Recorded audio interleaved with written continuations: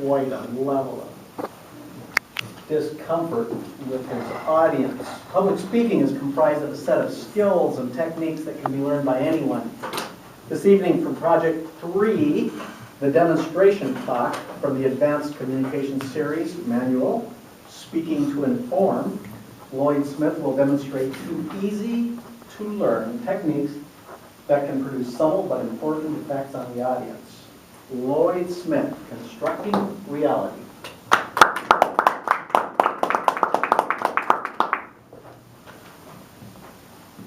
Our Toastmasters manuals do a pretty good job, in fact an excellent job of teaching the basics, the nuts and bolts of how to construct speeches and how to deliver them. In fact, any of you who have taken a speech class at the college level know that our manuals are much better than college level speech textbooks. That's because they're all practice and no theory, unlike those $40 textbooks you may have bought.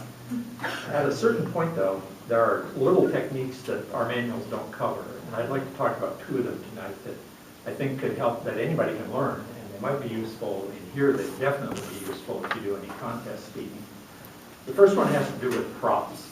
I don't like using props in speeches, and the reason is props are moving parts. The more moving parts something has got, the more likely it is one of them will malfunction along the line. I've seen people use props in speeches and spectacularly fail.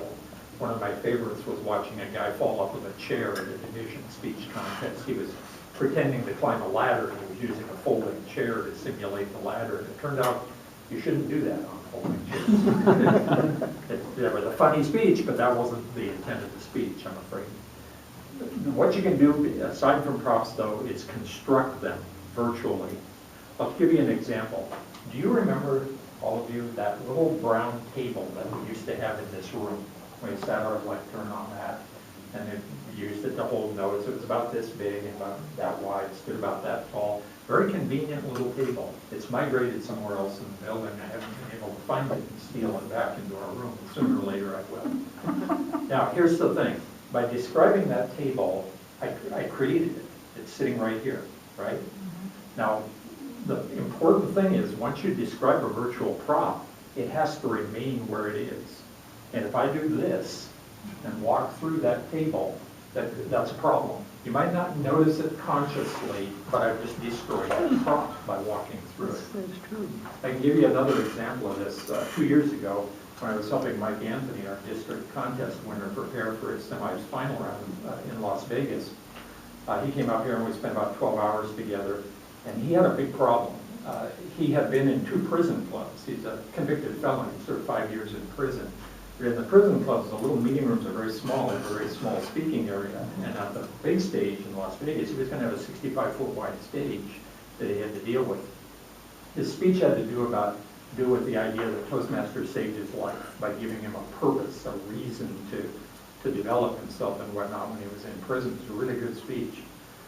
At one point, he wanted to describe his prison cell. Well, the question became how to do that. And so his original speech, and I don't, Vicki, you saw it in Yakima, he stood in this area and said this, you know, he could reach out and touch the cell, it was this big and this big. And then as he was speaking, he would walk across the stage. Well, he walked through the wall of his cell. You know, it destroyed the illusion.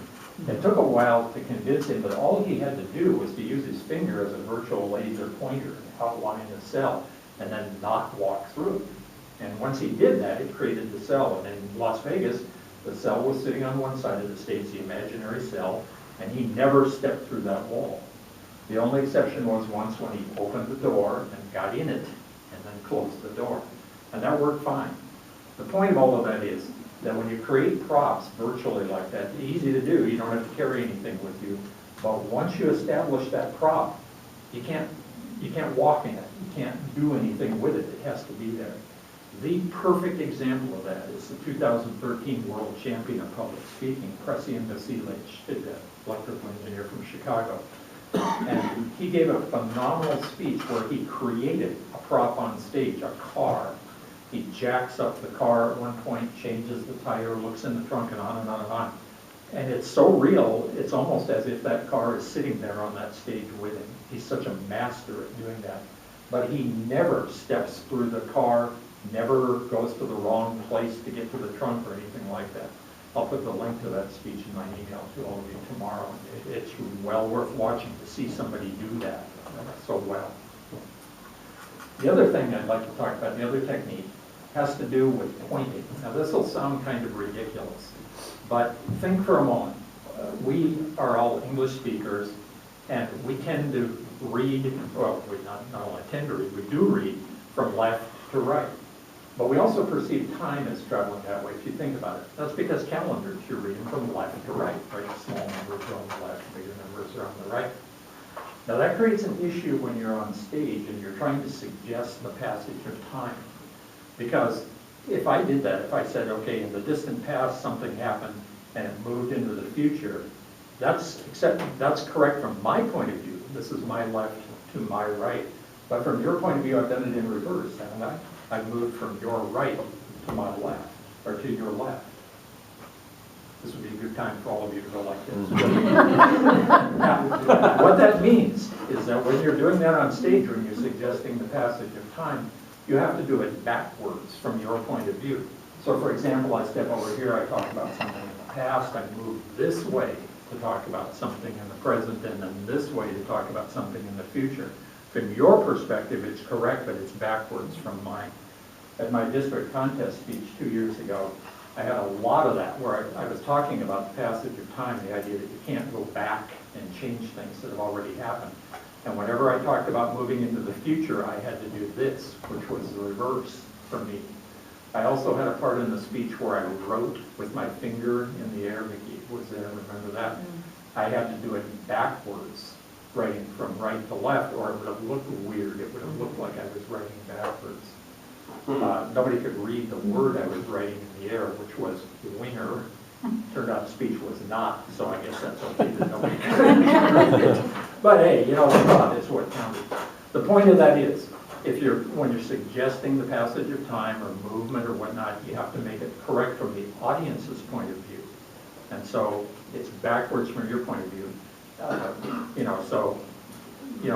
If I go 1 plus 1 equals 2, that's not correct from your point of view. It has to be 1 plus 1 equals. You